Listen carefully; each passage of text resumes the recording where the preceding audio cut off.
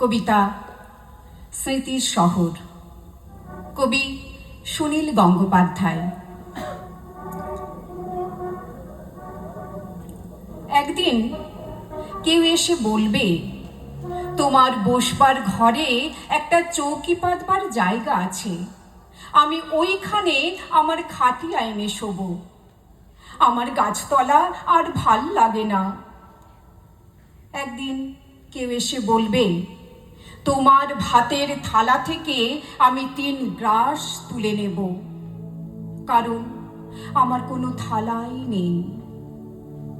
আমার অনাহার একঘেয়েমির মতন ধিক ধিক করে জ্বলছে, আর আমার ভাল লাগে না। গাড়ি বারান্দার তলা থেকে ধুলো মাখা 3টে বাচ্চা ছুটে এসে বলবে, ওগো, আমরা বাসি রুটি চাই না, 5 নয়া চাই না, আমাদের ছাই রঙের হাফ প্যান্ট আর সাদা শার্ট পরিয়ে চুল আঁচড়ে দাও, আমাদের গাল টিপে দিয়ে বলো, সাবধানে, আমরাও স্কুলে যাব। একদিন কয়লা খনির অন্ধকার থেকে উঠে আসবে একজন কালো রঙের মানুষ। সে অবাক হয়ে বলবে, এ কি, আমার জন্য শোক সভা নেই কেন? ডিনামাইট নিয়ে আমি গিয়েছিলাম গভীর থেকে আরো গভীরে, আমি ফিরিনি, কিন্তু তোমাদের জন্য আগুন এসেছে। আমার নামে তোমরা কেন নাম রাখুনি শহরের রাস্তার?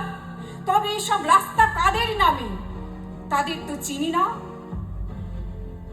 একদিন ধান খেতে কাদা জল মেখে দাঁড়ানো একজন মানুষ নিজের চেয়ে আরো অনেক লম্বা হয়ে উঠে গলা তুলে বলবে, তোমরা যারা কোনোদিন কাদা জল মাখনি, মাটিতে শোনোনি কোনো আওয়াজ, জানো না ঘাম রক্ত উৎকণ্ঠায় সবুজ হয় সোনালি, সেই তোমরাই শস্য নিয়ে রাহাজানি করো, আর আমার সন্তানরা থাকে উপবাসী।